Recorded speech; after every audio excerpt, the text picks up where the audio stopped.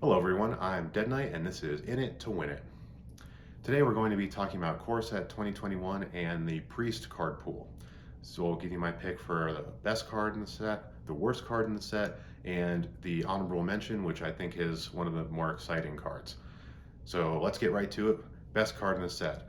For me, it is Thrive in the Shadows. Thrive in the Shadows is a 2-mana spell that lets you discover a spell in your deck. So it's not that exciting of a card, but it is a smoother. It is going to make your deck's draws more consistent. So if there's a specific spell you need, which if you're a priest, that's all the time, then you have a good chance of discovering it and drawing it right out of your deck. Priest is generally weak on card draw, so any quality card draw like this is usually highly coveted by priests, and I'd expect it to see a lot of play. Obviously, it's not as good as Shadow Visions, which lets you get a copy of the spell, so you could potentially have 3 or 4 of a card in your deck that was a quality spell. But at least in this case, you get to draw it, which thins your deck, smooths out your curve, smooths out your draws, and makes your deck more consistent. Overall, it's a great card, and almost every priest is going to want this ability. So, what about the worst card? For my money, it is Shadowform. Shadowform was originally printed in the classic set. It was a 3-mana spell that changed your hero power to deal 2 damage, and then if you played a second copy of it, it would make your hero power deal 3 damage. So now they brought it back, they made it cost 2 mana and have your hero power deal 2 damage. So the problem is, in almost every case, Priest doesn't want their hero power to deal 2 damage unless they are using it with Shadow Reaper Anduin and it is free from Rouse of the Chain. Unless both of those things are happening, Priest is almost never wanting to deal just 2 damage for 2 mana with their hero power. So it wasn't useful then. I don't think it's going to be useful now. Most Priest game strategies don't need that. Even early game, when you are trying to fight for board control, even then it isn't that good because most decks these days can populate the board with larger minions faster than they could before, and the 2 damage just isn't going to keep up. So I'm not expecting this to get any action the second time around either.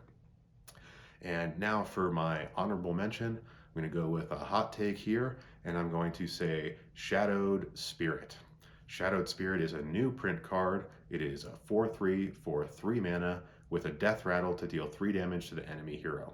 So generally this isn't that exciting. We've already seen cards like this, like Cobalt Sandtrooper, which was a 2/1 for 2 with the exact same death rattle. We see Leper Gnome, obviously. But why is this different?